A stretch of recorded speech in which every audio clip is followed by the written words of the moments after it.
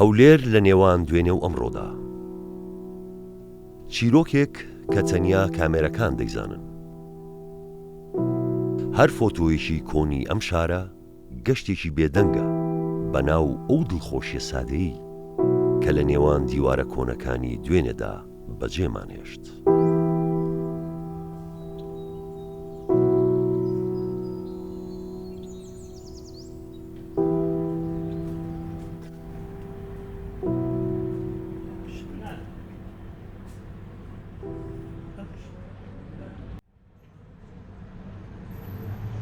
یەکەم جارەوەی لە هەولێر من دشتی بیتم و زانی بیتم زیاتر ئەرمێنیەک بۆ هینایەتی ئەوەی من زانیتم ئەوەی تر زیاتر ئەو چ سائح بی چ مستەشریق بی بەریتانیەکان پێش هێستەکانە هەڵبەتە لەسەر سندوقێک بوو لەسەر سێ پێچکەیان دادەنا وێنەی شەمسیان دەگرت دوای بۆ دوکانۆک و ئەو لە شێستەکان بڵێن پێش پەنجایەکان ئەوانە دوکان نەبوو بە بڕوای من. لێرە لە دێرینترین شاری زیندوی جیهان کات تەنیا ژمارە نییە، بەڵکو چیرۆکێکە لەسەر دیوارەکان و ناو کۆڵانەکان نەخشێنراوە. بەڵام کاتێک تەمومژی ساڵان دەنیشێتەوە سەر یادەوەریەکان، تەنیا یەک شت دەتوانێت ڕاستیەکان لە فەوتان ڕزگار بکات، ئەویش فۆتۆگرافە. ئەرمەنیەکان تەسویریانی ناو عێراق بە عامەتەن ئەرمەنیەکان هەموو کە لە بەغدا و لە مووسڵ و لەو جیانە بوون ئەوان دەست پێشخەر بوون لە بۆ کامێرەی فۆتۆغرافی و تەسویری ستۆدیۆ. یەکەم جار کە وێنە هاتە کوردستان خاستان لە بۆ هەولێرێ، ئەمە باسی هەولێری دەکەین، مامۆستا حوسێن حوسنی کریانی بوو کە دەکا برای مامۆستا جووی مکریانی لە حەلەبڕا لە شامڕا هاتەوە ڕەواندزێ، لە ڕواندزێ دوایە مامۆستای جووی مکریانی مەطبعەکی دانا لە هەولێرێ، چونکی دایما خۆی چاپەمەنی و ئەو مەسایلانە دەبیت وێنەی لەگەڵ بیتن. بە حکمی ئەوەی کە چاپەمەنی هەبوو کامیرانی ناهەولێرێ لە بۆ کاری چاپەمەنیەکەی خۆیان لە بیدایەت، پاشان ئینجا تەتەوڕیان پێکرد. ئەوە ساڵانی تقریبەن لە بینی لە سیەکان.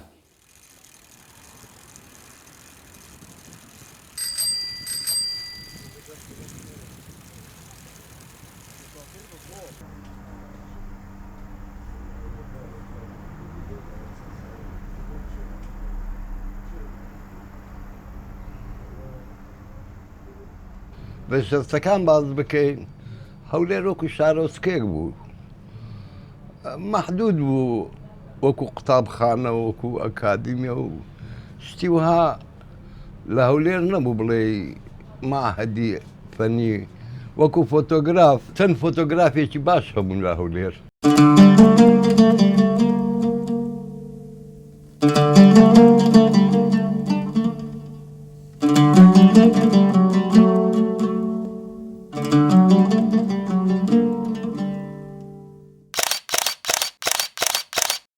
خۆی فۆتۆگرافی زۆر پاشی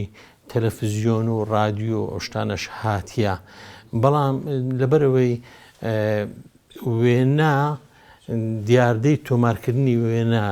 لە هاوێنەوە دیاردەکی کە فیزیاییە لە هاوێنەوە کە پەخش دەبی بۆ سەر پارچە کاغەزێک لە دیوی پشتەوە کە ئەوەی ئێستا لە زمانی دیجیتال لە بۆ سەر سێنسەری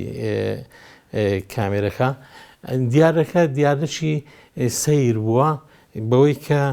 وێنەگر هاتووە لە جیاتی ئەوەی کە ئێستا زەمەنێک هەیە زەمەنی وێنەگرتنە دەی چرچێنی چرکەکە با بڵێن 1 سانیەیە 5 سانیە بە زەمەنێک وێنە دەگریتن وێنەگر. پێشتر ئەو زەمەنە دیجیتاڵیان نەبووە، تەکنۆلۆژیا پێشکەوتو نەبووە، هەر لێنزەکە خۆی هەبووە، شوشەکە هەبووە، کەپەچی لەسەر بووە، وێنەگرەکە کەپەکەی بەرز کردەوە دایناتەوە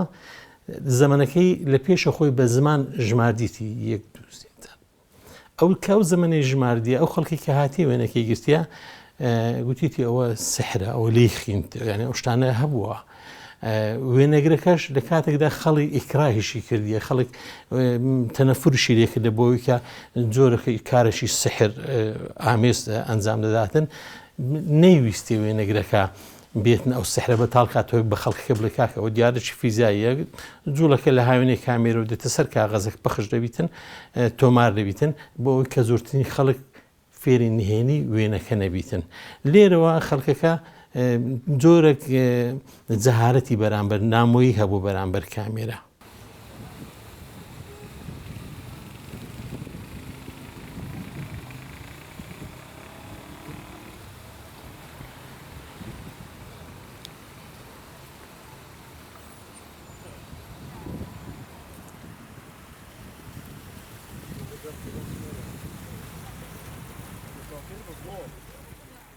هێرە جێی سەور شەمسێکان بوو یادیان بەخێر هەلێر ڕسمی محامەلاتیان دەگرێت مەجموعە مسەوەڕێکی شەمسی لێرە بوون لەوانە قورآن عەباس بوو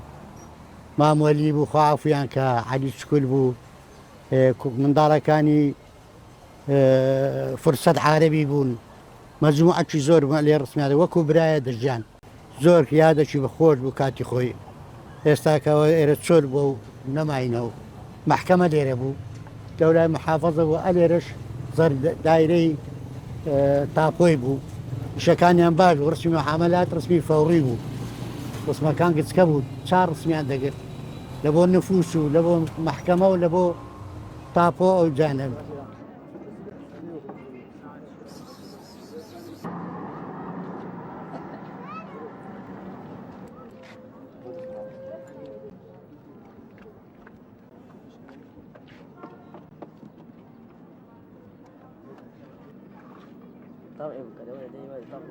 طبعي كده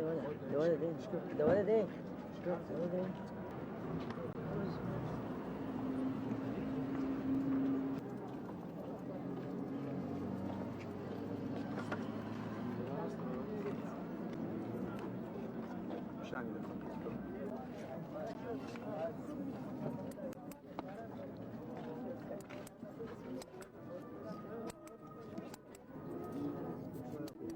ڕسمی شەمسیش فەوری بوو چونچە کاتی خۆی ڕسمی معامەلات کە بتگرت باە هەفتە 5 ڕۆژ هەفتەی پێدەچوو اینجا ئەگەر ئەو کەسەی بیویست بە ڕسمەکەی فەوری بی معامەلەکەی زوو ڕایی بکە دەچون وێنەی شەمسیان دەگرت لە دوو ناحەیەوە هەم ناحەی مادیەکەی هەرزان بوو هەم لە ناحەی سرعەتەکەی ڕا کاتی خۆی لە هەولێر لە هەر شوێنێکی هەولێر بژیابای هەر دەبە بچوبای لەو ریزە کامێرە هەتاوی کە لە ژێر قەڵا ئەگەر بە بیرتان بێ ڕێزە کامێرەی هەتاوی هەبوو و لە کۆڵانە گەوتی وتریش لە ڕێزی دادگا ڕێزێک وێنەگری ستۆدیۆکان هەبوون.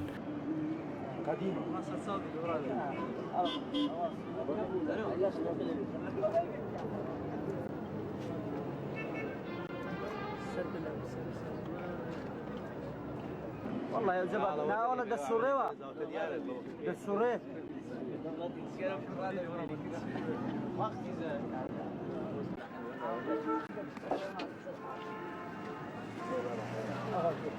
ساعدوا كرونا أليرا إيرها أوي عمليات ما نفوسش ويني لنا ددرا يعني وێنەی لێ نەدەدرا بە تایبەتی ئافرەت لە شێستەکان بە دواوە دەستیان بە وێنەگرتن کرد دەتوان برێم شێستەکان سەراتایەک بوو بە وێنە و ستۆدیۆ و وێنەگرتن پێش ئەوەی ڕەنگاوڕەنگ بێتە هەولێر وێنەمان دەگرت بە ڕەنگاوڕەنگ نەبوو دەمان ناردە بێرت بە بۆمانیان تەبع دەکرد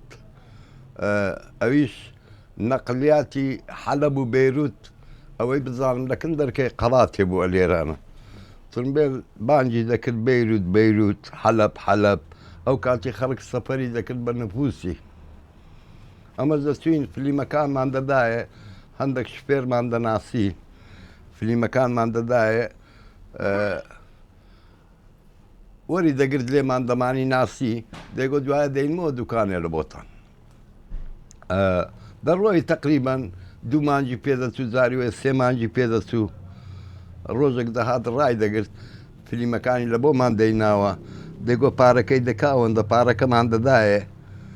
و هی حەقی خۆشی 500 پلس بوو 500 پلسی خۆشمان ئیجار دەدایە.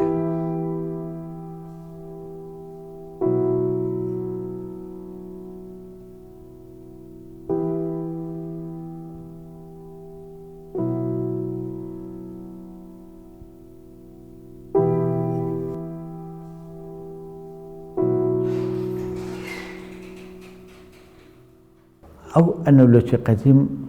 خۆشیش تێدا بوو لەزەتش تێدا بوو هەموو کەسێک نەیتوانێت ئەگەر خبرە لەسەر کامێرەکەی نەبایە یان شتێکی لە پێشنی نەبایە نەیدەزانێت لەسەر ئەو کامێرەی ئیش بکاتن. بەڵام ئێستا زۆر ئاسان بووە. ئێستا دیجیتەڵە لەسەر ئۆتۆی دادنێت و کابراایەک هیچ نازانێت بەرەبەر ڕسمەم لۆ بگرە یەکسەر ڕسمەکە لۆ دەگری ئیلا ئەگەر دەستی نەلەرزۆنەوەک بە جۆری بەعد و بۆری و زاویەکان و ئەوانە و ئیناڕێ هەمووی کامێرەکە بە خۆی تەرتیبی دەکاتن. بەڵام لە قەدیم ئەو هەنەبوو ئەتوو زاویەکەدا ئەمن ئۆتۆپێک و ڕسمەکمان دەگرت لە زاویە دەمانگوت ئەو ڕسمە دەگرین بەڵام زاویەکان فەرق هەبوو چای من نەوعەکی دەخدو چاوی تو نەوعەکەی دەخیندەوە.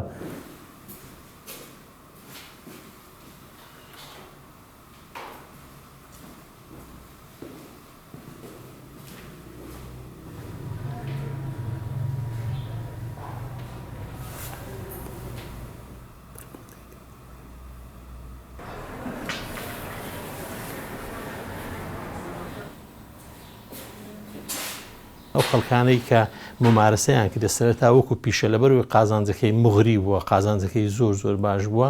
ناویستێ دەنا خەڵکی دیدگا جوانتر هەبووە بێتن مێژووی شارستانیەتی ئەو شارەی تۆمار بکە. بۆ نمونە تو لە هەولێر ئێستا چوار وێنەی ئایکۆنیت نییە هی قەڵا مەسەڵەن قەڵایەک تەمەنی 6-7 ساڵە قەڵا و منارەوە ئەو هەموو 1000 ساڵە چوار وێنەی ئایکۆنیت نییە بۆ شەقامی سیروان چوار وێنەی ئایکۆنی باشت نییە هەیە وێنە هەیە خۆی بە سروشتی خۆی وێنەی زۆرمان هەیە بەڵام ئەو وێنانە وێنەی پرۆفینین وێنەی پیشەگەرانە نین خۆی ڕەگەزی زەمن خۆی وێنەکەی جوان کردیە وێنەکە کەکوون بۆ ڕەگەزی زەمن وێنەکەی جوان کردیە.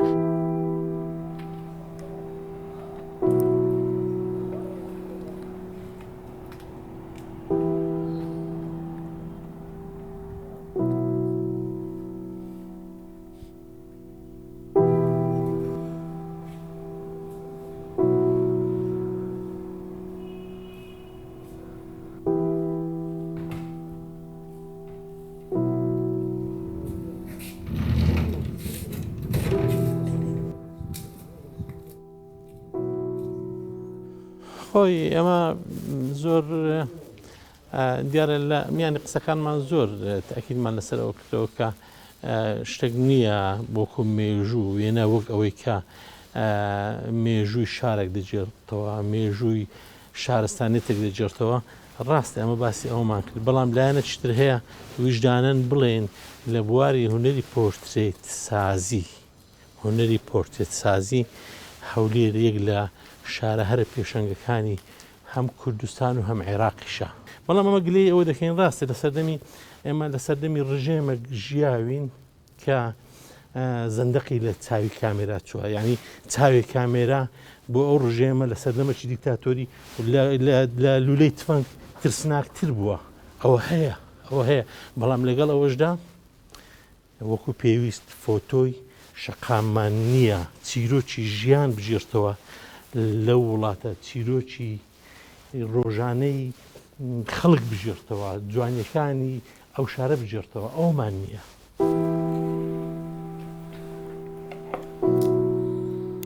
فۆتۆگرافی لە هەولێر لە ساڵانی زوودا تێکەڵەیەک بوو لە لێهاتووی تەکنیکی و سەلیقەی هونەری دەستی. لەو سەردەمەدا کە وێنەی ڕەنگاوڕەنگ هێشتا بەو شێوەیە بڵاو نەبووەوە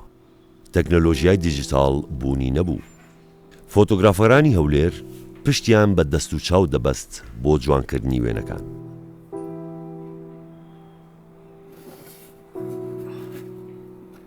ڕتوش لەو سەردەمەدا کارێکی زۆر ورد و تاقەت پڕوکێن بوو. فۆتۆگرافەرەکان ڕاستەوخۆ لەسەر فیلمە نێگەتیڤەکە کاریان دەکرد. بە قەڵەمێکی زۆر تیژ و ورد پەڵە و زیبکە و ناتەواویەکانی دەموچاو لەسەر نێگەتیڤەکە چاک دەکرد. فۆتۆگرافەرە شارەزاکانی هەولێر بە شێوازێکی وەها کارەکەیان دەکرد کە پێستی کەسەکە زۆر سروشتی و نەرم دەربکەوێت بەبێ ئەوەی سیماکانی تێک بچێت. ئەم جارێکی لە بیرم دێت چوومە گوندێکی لای خۆمان کامیرەم لەگەم بوو یعنی ژنەکان هەموو هەڵاتن هەموو ژنەکان هەڵاتن کامیرەکە وەڵە بزلا پیاوەکان هاتن گوتن ئەوە چی هینایتن ئەوە لۆ چی نایتە ئێرە وەڵا جەم وتم کاکەوە هینایتم لەوە خۆمان میناوە مالی خزمی مەیە ژنی دەینیتن کامیرەکەم لۆ خۆ مینایە لۆ ئەوەی خۆمان ڕسمی ژنان ناگرم ڕسمی عالەمێ ناگرم یعنی تەسەوڕکانی ئەوها بوو پێشان بەڕەحمەت بێ ئەبوو سەباحی ڕەحمەتی مصەوەر متەجەول بوو گەڕۆک بوو دەڕوا دەچۆ ماڵەکان هەم لە کۆڵانەکان دەگەڕا ئەبوو سەباح بەخۆی ناوی محیدین تایرە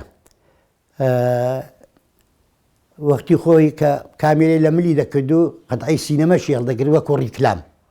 لە کۆڵانان و لە مەحەلاتەکان و لە ئەوەکان ئەوی بیست با ڕسمیشی دەگرت هەم ئیشەکەی خۆشی دەکرد ئیکە ڕیکلامی سینەمەی هەم تەسویری ئەوەشی دەکرد بەڵام ئەگەر لە بوونەی بووک و زاوا و ئەو شتانە هەبای لە ماڵە پێشان دەیانگوت مەولود و ئەگلەنجا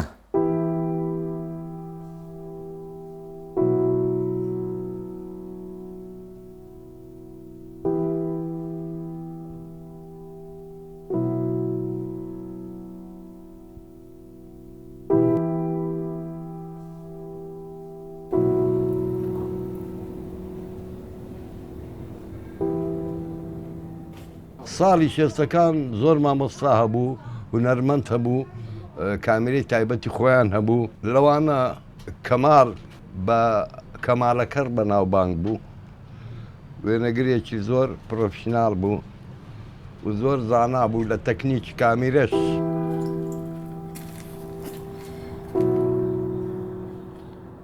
عەریف خەدر کاری زۆر نایە بوو جوانی هەیە بەڵام بەداخەوە زۆر بێ هەموو ئەو خەڵکانی کە ویستویانە ئیشی هونەری بکەن ئیشەکانیان کەمە. جەمال داوود یەک لە ئایکۆنە فۆتۆگرافیە بەناوبانگەکانی شاری هەولێرە ئەو کاتی خۆی لە ساڵانی چلەکان کە لە مەکتەب وێنەگرەکە چووە وێنەی مەکتەبیان بۆ بگری بۆ داخلبوونی مەکتەب لەوێ هەر لە منداڵیەوە سەرسامی ئەو کارە بووە دوایی کە گەورە بووە چووە کامیرەی کڕێ و خۆی فێرکردیە و یەک لە ئایکۆنە ناسراوەکانی شاری هەولێرە مامۆستا جەمال داوود.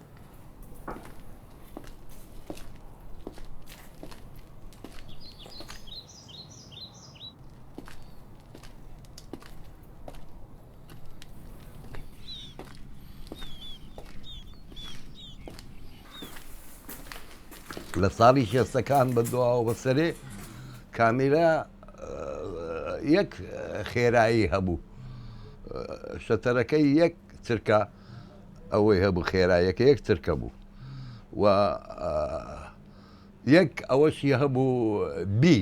دەستخستە سەربی دەبی بای ستاند بواە ئەگەر لە بەرگڵۆبیان بە شێوەی ڕسمت پێ بگرێت تا بواە ئەجینا سرعەکەی تێ خێرایەکە یەک خێرایی هەبوو و ئاوت پۆکسەکەشی تەقدیری بوو هەش بوو پێیان دەگۆ ماڵانی هایە هەر بگرە چۆن دەگری بۆکسێک بوو فلی من نەناودادەنا کوت بگرتا بووایەوەکی ئاوت پۆکس نەدەبوو فلکە هەبوو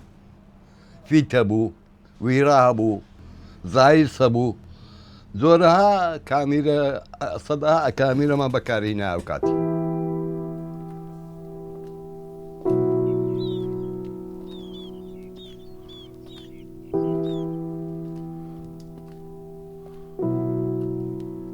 لە ڕووی هونەریەوە لە ڕووی دۆکیۆمانتاریەوە لە ڕووی کۆمەڵک بواریت کە هەیە کە چیرۆکی ژیانی ئەو شارە دەجێڕتەوە هەولێرە تو دێی دەڵێ ئەمن مەدانێک هەیە لە هەولێر بازارێک هەیە بازاری ماست فرۆشانە هەمومان دەزانین یعنی شاری هەولێر بە ڕۆژێک لە ڕۆژان ڕۆژگارێک لە ڕۆژگارەکان کە هەموو عێراقی تەختیە کردێ بە ماسفرۆشی سروتەکی زۆر جوانی هەبووە ژنان هاتینە هاو کاری پیاوان بوونە ژیانەشی لادیانەی جوان کە ژنی لادی هاتیە لە شار ماستەکەی خۆی فرۆشتێ پەینەکەی خۆی فرۆشتیە ژنانی ئەوانەی کە هاوسەرەکانیان ئەنفال کرایە هاتوونە بەرخودانیان کردیە ژیانێکی کولەمەرجیان هەبووە هاتنووە شتی دەستی چنین و ئەشتانیان کردیە هاتنون لە بازاری قەڵا ئەوشتانیان فرۆشتیە ئەوانە هیچی دۆکیومنت نەکرایە وجدانن ئینسان دەبی ئەو قسانە بکە ئەو وجدانن دەبی ئەو مێژوانە بژێڕدرێتەوە بەوەی کەمتەرخەمی هەیە لەنەوەی پێش ئێمە کە کاریان کردیە.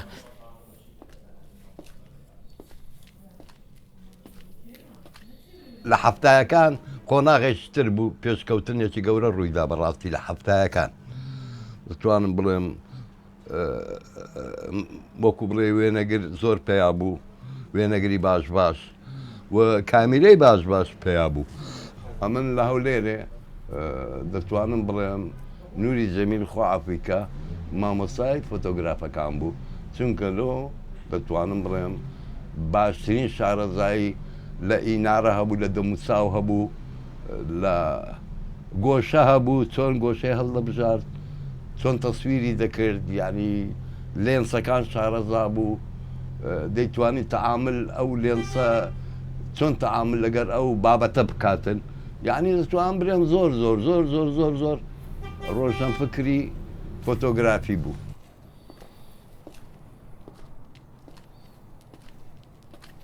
فۆتۆگرافەر ئەوەی بە معنای کلمە فۆتۆگرافیا هەم علمە هەم زانستە هەم هونەرە ینی زانستە چی قوڵە یعنی ئەتو ئێستا دێی وەکو هونەرمەندێکی شێوەکاری دێی وێنەیەک دەترچێنی گۆشەکەت زۆر لە گۆشەی وێنەگرێکی فۆتۆگرافی جوانترە کۆمپۆزیشنی وێنەکە دواڕشنەکەت هەموو شتەکانت لە وێنەگرێک کە کامیرەی بەدەستەوەیە زۆر جوانترە بەڵام لە دامەزراندنی دیتێڵی کامیرەکەت کە بتەوێ ئەو پڵە هەورێ لەوێ تیژ دەربچی ئەو ڕووبارە لەوێ چۆن دەربچی ئەو درەختە لەوێ چۆن دەربچی ئەوانە پەیوەندی بەلایەنە زانستێکەوە هەیە ئەو لایەنە زانستیە لە ئێستادا زۆر قورستریش بووە.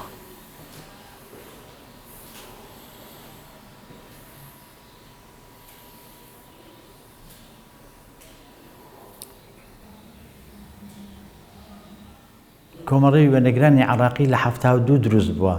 بەڵام وەکو هەولێر لە 76 دروست بووە ئەو کاتە منتقی حکمی زاتیان پێدەگوت جەمعیەتیان هینا هەولێرێ جەمعیە العراقیە للتصوير فرع ئەربیل ئەوان پێدەگوتن ئەو کاتە محەممەد قەتاب سەرۆک بوو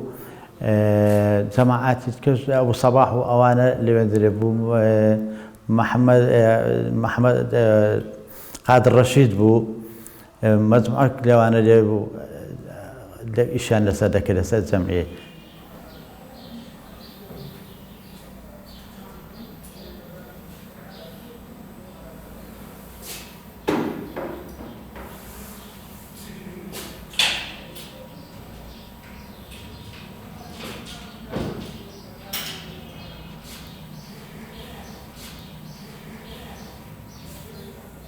یعنی بڕوا بکە ئەمە کە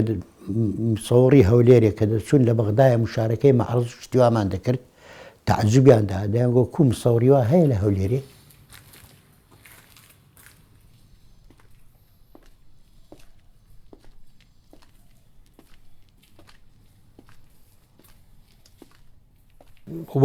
وەکو هونەر وەکو ڕۆژنامەگەری لە دوای ئازادی کوردستان لە دوای ڕاپەڕینەوە دەست پێ دەکاتن یعنی ئەوەی کە هەیە ئێستاکە جوانترین وێنەکانی ئەو شارەکە چیرۆکی ژیان بژێڕنەوە تا ڕادەگ لە شاری هەولێر پێم وایە لە دوای ڕاپەڕین دەست پێ دەکات. فۆتۆگرافی لە هەولێر تەنیا گرتنی سێبەر و ڕووناکی نەبوو بەڵکو و هونەری نووسینەوەی مێژوو بوو بە زمانی بێدەنگی لەو سەردەمانەی کە ڕەنگ هێشتا نەگەیشت بۆ ناوفیلمەکان فۆتۆگرافەرە پێشەنگەکانی ئەم شارە بە پەنجە ڕەنگینەکانیان ژیانیان دەبەخشیە وێنە ڕەش و سپیەکان.